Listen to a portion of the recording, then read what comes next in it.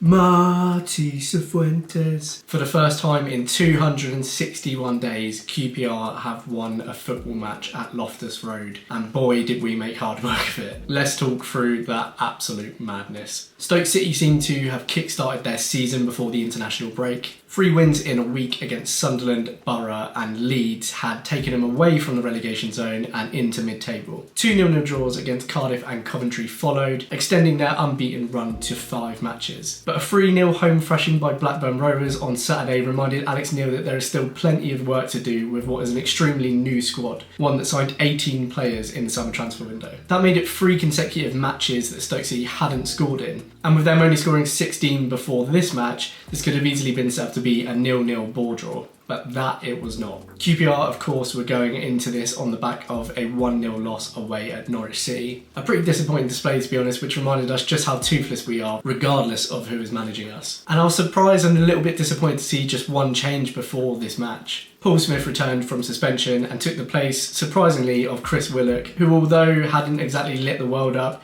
did seem to be improving and getting up to fitness. I, like many, was also hoping to see Armstrong in the starting lineup, but he was withdrawn from the bench near to kick-off and replaced by Stephen Duke McKenna. The first talking point, of course, came about 10 minutes into the first half. Ender Stevens pulled down Steve Cook in the box, who was looking to get on the end of Paul Smith's cross, with Stevens getting a yellow card for his troubles. Lyndon Dykes confidently took the ball from Jack Colback and coolly hammered the ball past the keeper into the bottom right. It was a pretty frantic half after that, with attacks from both sides. Stoke were playing the ball around themselves pretty well, but they were very high up the pitch and leaving a lot of space in behind for QPR to exploit. The return of Paul Smith's pace was very welcome here, and that proved too much for Stoke to handle multiple times. And we nearly made it 2 when he cut into the box and squared to Chair, but he couldn't turn his shot into the goal. Paul Smith himself soon had a shot tipped over by the keeper. And Dykes definitely should have made it 2-0, finding himself one-on-one with the keeper after seizing the ball from Kieran Clark and then practically passing it straight back to the keeper. So frustrating, and especially so because from that recovered ball, they broke forward and Begovic had to keep out Tyrese Campbell's effort. From the following corner, Mai would turn the ball into the back of the net, making it 1-1 at half-time when we really should have been 3-0 up. Classic QPR, and looking like we'd thrown away our best chance in ages to win a game at home. And as the second half started, I couldn't help but feel that we'd blown the chances to kill this game off. And that seemed to be true just 15 minutes into that second half. The play had initially been with QPR once again, with Paul Smith pinning back that defence and Ender Stevens earning a second yellow card for a foul on Smith on the edge of the box. Now from some angles that looked a soft decision, but he was holding Smith's shirt, he was already on a yellow, so I think it was the right call. So it was a red card and off he popped. In the most QPR turn of events though, it would be 10-man Stoke that would take the lead via Wouter Berger, who was given far too much time and space on the ball by the QPR defence and managed to put a low curled shot past Begovic into the bottom left corner. 3 minutes later, Reggie Cannon would replace Kakai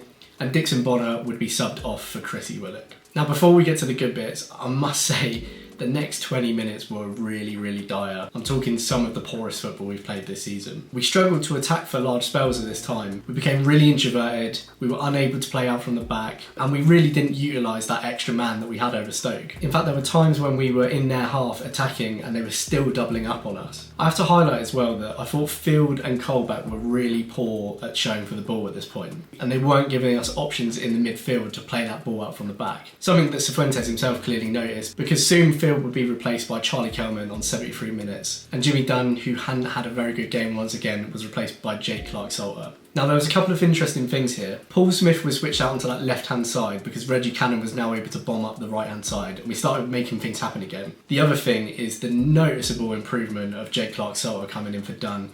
He's carrying the ball forward confidently, he was winning the ball easily, playing it back to the keeper nicely, just looked really calm and collected, and the quality of that backline just improves massively with him in it, so I really hope he can keep some fitness. As I say, we started to get up and at him again. The delivery into the box was really poor, but we were getting into their half, the pressure was on. Elias Chair hit the left post late into the half, but it was Lyndon Dykes of all people who would set us level with his brace. He somehow took a stray blocked cross down onto his chest and then rifled it into the bottom left corner.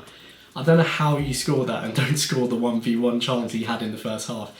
He just seems to have a penchant for scoring these ridiculous goals from stray balls. I don't know how it works, but fair play to him. 2-2, game on, and the momentum with Queen's Park Rangers. And it would be the surprise introduction of Ziad Larkesh for Jack Colback on 88 minutes that would be the final piece of the puzzle. Within the first minute of being subbed on, Larkesh was battling down that left-hand side, reclaiming the ball from Stoke City and driving the ball into the box. That ball was sliced by Ben Pearson and turned into his own net to make it 3-2 to QPR on the 89th minute.